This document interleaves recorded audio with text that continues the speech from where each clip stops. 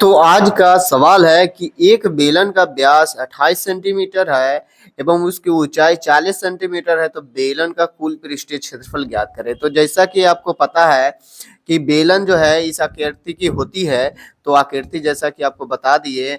और ये जो आपको गोलाई दिखाई दे रहा है, इसी को हम लोग कहते हैं आधार। तो इसका जो है व्यास जो है आपको यहाँ से और यहाँ तक की जो दिया हुआ है वो दे चुका है कितना, 28। कितना, 28। तो हमें बेलन का जो फॉर्मूला होता है कुल पृष्ठीय क्षेत्रफल में, उसमें डी की जरूरत नहीं होती है, इसलिए हमें डी सबसे पहले निकालना होगा।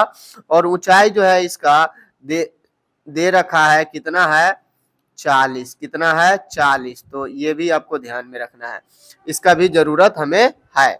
तो चलते हैं, स्टार्ट करते हैं। सलूशन इसका क्या करेंगे, ध्यान से देखिएगा, बहुत आसान है। सबसे पहले जो दिया हुआ है डी है वो है 28।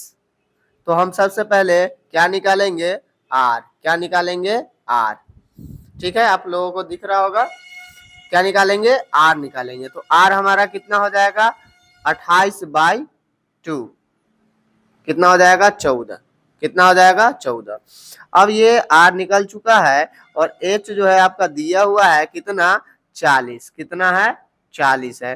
तो अब हम लोग जो है फॉर्मूला लगा देते हैं।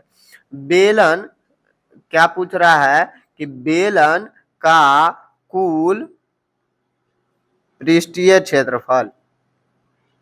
तो बेलन का कुल पृष्ठीय क्षेत्रफल आपका होता है, क्या होता है, 2πr r+h। ये आपको फॉर्मूला याद रखना है।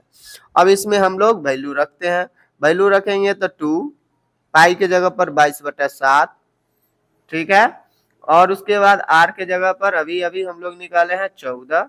यहाँ पर 14 और 40 जो है आपका ऊंचाई है। ठीक है, उसके पश्चात जो है आगे हम लोग बढ़ेंगे तो आगे क्या हमें मिलने वाला है, कैलकुलेशन करेंगे तो ये 2 से कट जाएगा, 22 दूनी 44 दूनी 88 हो जाएगा।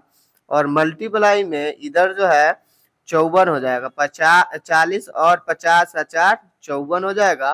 फिर हम लोग आगे अगर मल्टीप्लाई करते हैं तो मल्टीप्लाई करने का तरीका मैं आपको बता दूं कि इस तरह से कीजिएगा कि अगर डबल संख्या है तो 54 में आप 88 से गुना कीजिए, ताकि गुना करते समय आपकी समय की बचत हो। 8 चौक 32, हाथ में 3 और 8 पंचे 40, 3 43।